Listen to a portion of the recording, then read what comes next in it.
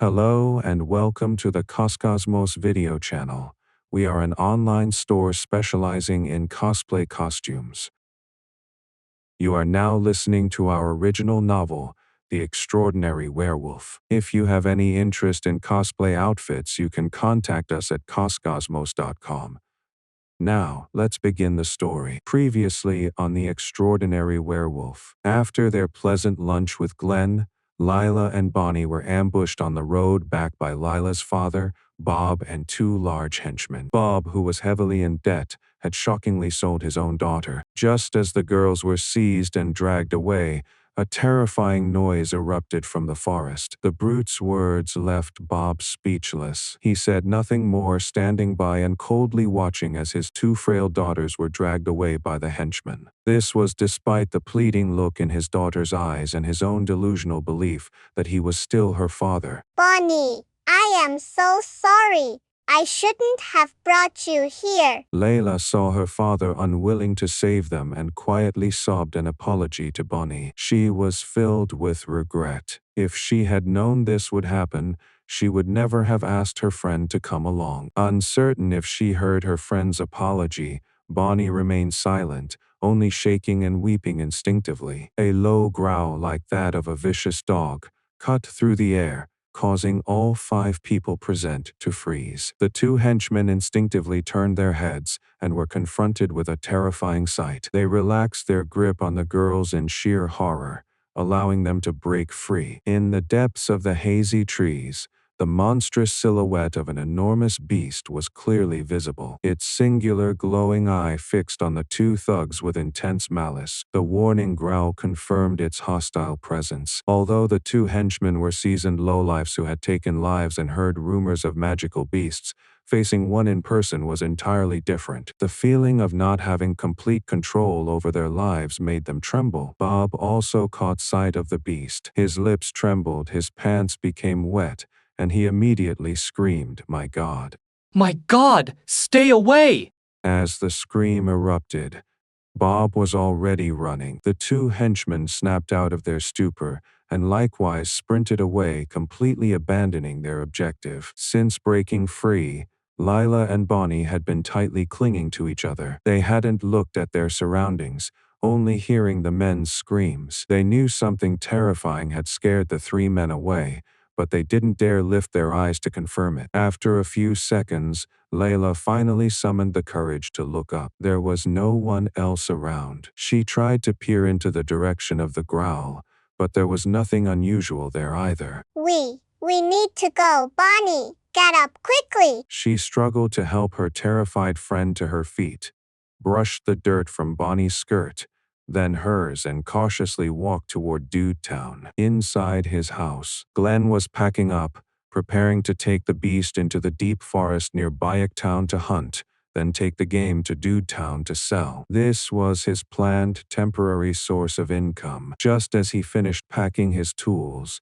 he heard a slight noise outside the room. Glenn set down his things and opened the door. The beast's ferocious large face appeared outside the door. Its singular eye stared at him, viscous saliva dripping down. What is wrong? Glenn raised an eyebrow. The beast licked its nose, opened its large mouth slightly, and emitted a series of unclear whimpers, a very human-like and comical sight. No one else would understand what it was trying to express, but Glenn could.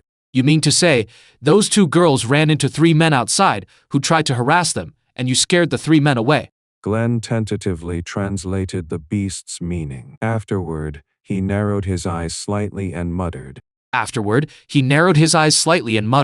Normally, no one comes this close, let alone coincidentally ambushing Layla and her friend. The target must have been either Layla or Bonnie. Well, as long as they're safe. Looking up, he saw the beast still standing there, staring at him intently. Glenn was puzzled, but noticing the eagerness in its eye, he softened his tone. You did well.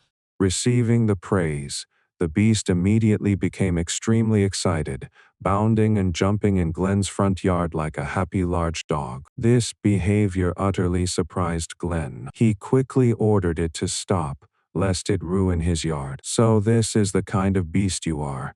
Glenn thought wordlessly as he held the beast back. The commotion likely alerted some neighbors, as Glenn felt several gazes fall upon the area. He merely glanced casually at one house from where the stairs came, then gave the beast the instruction to wait for him outside the town. After the beast left, he went to fetch the tools he had prepared. Inside a window on the second floor of a two-story house, a puppet wearing a blue vest dropped the corner of the curtain. The room returned to dimness, lit only by a faint candle on the table. That new neighbor is too noisy. He will disturb Ina. He will disturb Ina, the puppet said in a strange, monotonous voice. Parents, you are too stingy. This place is boring enough already.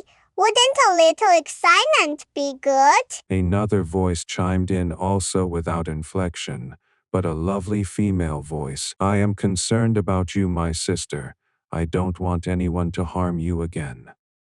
That is something I cannot accept. The puppet in the blue vest walked toward the wooden table, its joints creaking softly. No one will harm me here. You are making too much of a fuss. Parents, we should try to go outside. When Master created us, he certainly didn't intend for us to become reclusive homebodies. The other puppet, with feminine features, approached the candlelight, revealing her appearance. Compared to Perrin's, the male puppet in the blue vest, Ina was clearly more lifelike and human-like. Delicate features, soft blonde hair, and a refined dress, like a princess from a fairy tale. Her creator had clearly lavished attention on her. Ina, I know you've had enough of life here, but until we hear from Master, it is best we don't show ourselves to outsiders. Perrines continued to advise, his tone this time clearly showing earnest persuasion. Perrines continued to advise, his tone this time clearly showing earnest persuasion. How can we get news of Master by locking ourselves in this confined place? Even if information about Master is circulating outside, how would it reach here?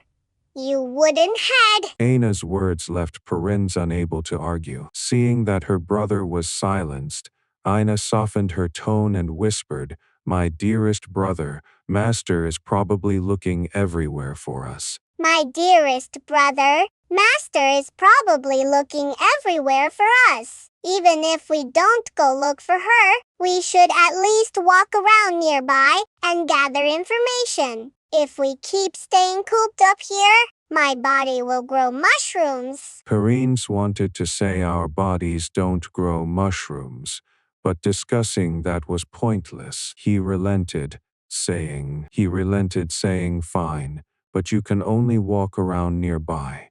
You absolutely cannot go anywhere farther. I love you, brother. Ina kissed Perrine's cheek with a light smack. Outside the town, Glenn was riding on the beast, traversing the dense forest. He had noticed many animal tracks and droppings nearby when he first arrived, so hunting shouldn't be difficult. With his werewolf physique, the various scents in the air could not escape his nose. He was currently tracking a herd of wild boars. He had memorized their scent from last time, making the search relatively easy. Don't miss the next chapter.